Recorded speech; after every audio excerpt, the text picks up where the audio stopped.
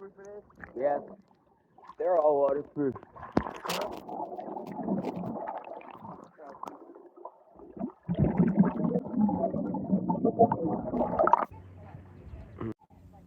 Still alive? Huh. Interesting.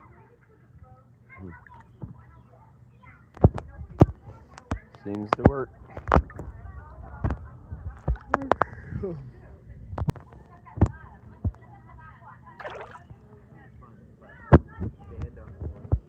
There's nowhere to stand. There's a seat. No. Social media style, bud.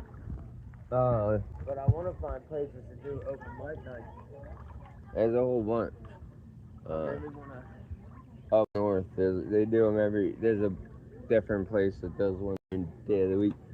There's a place called Love Drafts, and they do like drag shows and brunches and stuff. I know that I can figure out if I can figure out how to monetize it.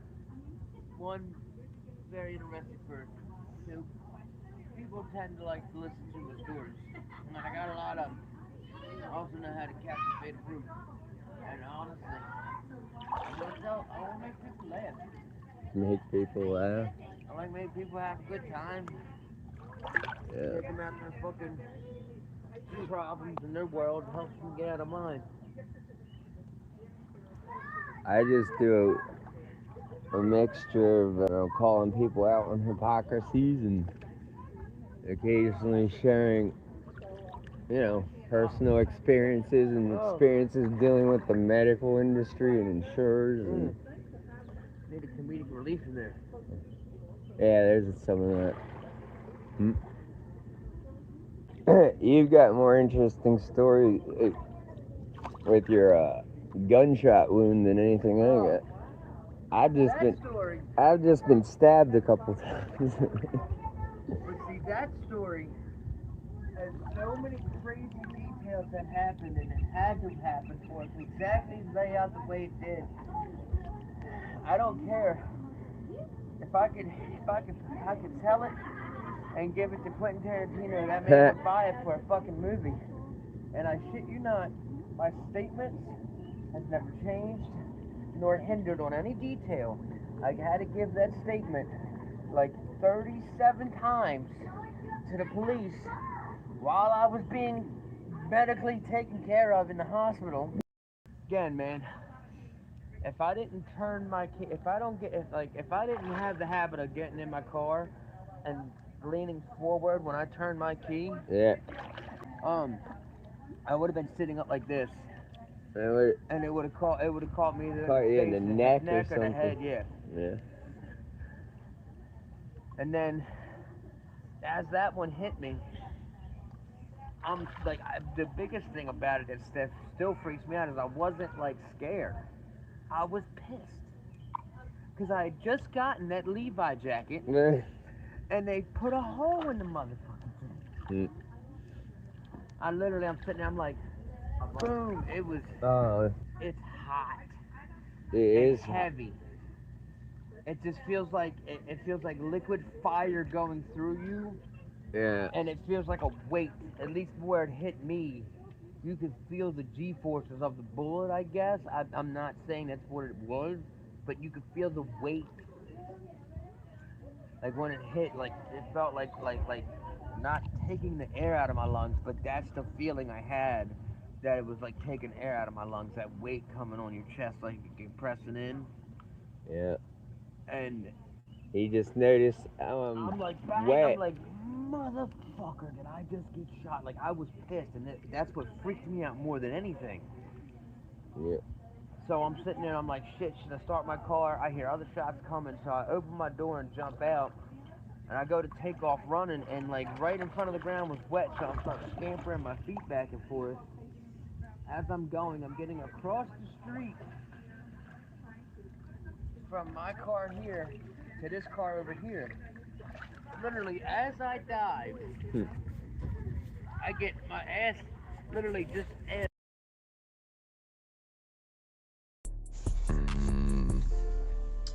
Peter Pan and Peck a Poppers. Peter Pan and Peck a Poppers. Peter Pan and Peck. What the Peck a Peck a Peck a Peck a Peck a Peck. Du brukar picka upp en sak. Picka. Here. Right. And who knows, even if I did lean forward and it still came through, because it didn't hit the window, it would have had a different trajectory the whole time.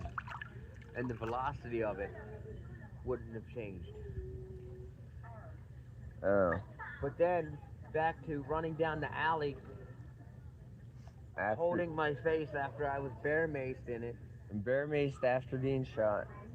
Yeah, I was literally like only 2 feet away from her too. So that can shoots up to like 16 to 18 feet of a stream. So I'm like here. That she got me. I'm like running. Right in the face. Right, yep, yeah. Whole left side. It literally just got me on the whole left side. Mm. So I'm running down this alley, and I can't explain why. I'm not saying I heard a divine voice or whatever, but something told me, keep running straight, go to this corner right here. It was a bar and a tow yard. I see 4 guys standing on the corner, and like I said, I felt compelled that that's where I needed to go. I run over. I'm walking over to him. I said, excuse me. I said, can you guys help me? I said, I think I've been shot, because at that point, I didn't know if the bullet actually hit me because of the way it felt, or if like just glass blew through my body. You know what I mean? Like just shards of shit that like scrap metal or something. So I walk over, and as this whole thing is going on, more cops and cops are rolling up, and there's still a shootout like damn Wild West is still going on. Right. It's still high noon down there in on. And then come to find out, if you ever get shot in the ass, you will unfortunately have to get a tube shoved up your ass, and you get pumped full of hot water. I'm just fixated on this band-aid. That band-aid been following me this whole time. Yeah. 2 girls, and he had in the 7-Eleven. Well, the one gets in the back seat, and the one's up in the front seat with me. We're sitting there talking, and she's like, yeah, you look familiar, like you're from around here and all. I said, no, I'm not. I said, look, he's new to this. I tried explaining to them too. I said, look, he's never done this before. He don't know how. I said, he don't know hooker etiquette and like, you know, picking up ladies of the evening and like, you know, what to do, what not to do, like, you know, being handsy and all this shit. I said, so bear with me. She's like, you look like you've been around a time or two. I said, yeah. I said, I've been shot twice down here. She's like, I said, on Olmsted. She's like, wait, you're the one who got shot on Olmsted? She's like, oh, you're the reason my baby daddy's locked up in jail. I said, well, who the fuck is your baby daddy? I said, because I don't even know who shot me. So come to find out, it was this dude I actually did know from buying stuff, but like I wasn't the one intentionally being shot at. I was caught in the crossfire. Or there's something weird in there. I don't know, but it's just it was just weird how it went down. Yeah. I mean, the fact that he didn't end up with worse injuries is good. Oh, yeah, no, besides all that, absolutely. I mean, the fact that I didn't die. Yeah, that's always an option when there's, you know, firearms involved. That's like... And you know, look, here's the craziest part about this. The statement I'm about to make is that you got to be from around our area in Maryland to understand it. Everyone always talks about how bad Baltimore City is, this and that. Parts are. I had more trouble in Curtis Bay, right outside the county line, more than I did in Baltimore. I had more guns I had guns pulled on me in Baltimore. I've been robbed by gunpoint. I mean, after I got shot, I got a gun pointed to my head because I wanted to return some adult substances that I wasn't happy with. She put the 9mm right to my head, had a Glock 9 pointed to the head. And she's like, "What are you, crazy?" I said, first off, you're not gonna pull the trigger and upset this whole block over this $20 purchase here that I want to return. I said, so you can either take it off my head or you can pull the trigger. I said, the fact that you haven't pulled the trigger means you ain't gonna pull the trigger. That was after I was, again, this was in my,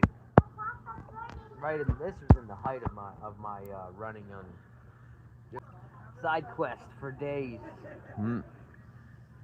But you know, when I was in active addiction, I had a job, I had a car, I had it all together. The yeah, addiction's it's a Oh, bitch. it is a It's bitch. a disease, you know. I lost a lot of friends to that, especially when fentanyl came on the scene. Yeah, I got out of the game just as fentanyl started to come in, and I know what it is to withdraw between the two, and I will take the withdrawal from actual heroin over withdrawal from fentanyl any day. Withdrawal has a 7-day half-life that can come back and put you into precipitated withdrawal. Yep. 10 days I sat in Jennifer Road withdrawing off of all that shit, and that was the worst part about it. I woke up 3 times not being able to breathe, throwing up, dry heaving, throwing up nothing, crawling to the toilet trying to breathe, and thought I was going to die several times on the floor of a correctional facility. After that, I never touched it. I never touched the shit again. I didn't ever want to go back to it after I went through it like that. It wasn't worth it.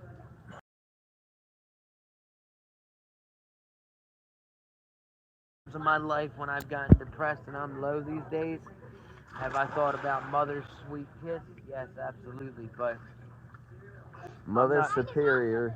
I'm not a liar and I'm not a embellisher. There's a reason people do drugs. Hold on. That feeling that takes you out of the realm of giving any shit. You feel great. Right. But like a cruel bitch mother, she leaves you in the end, holding your own tail, fighting for your sanity at the end of the day. All I'm saying is life's all about experiences, so live a little, people. Yep. Live a little. Weird experiences. Oh, I got weird stories like Bill Murray stories.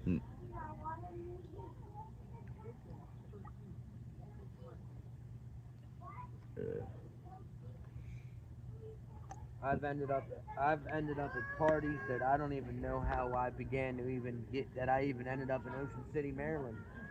I started out at a party at Glen Burnie. Next thing I know, it was 3 days later, and I'm at a party in Ocean City, porch hopping because the people rented out the 3 hotels next to each other, and the 3 floors on the top. They literally, there was so many people in the party, we were literally having to crawl. Me and Bean, we were on an adventure looking for marijuana down there, and it took us all over the place. We walked 150 streets looking for weed. 150 blocks. Oh. Well, Hold on. we ended up started in one building, never left out.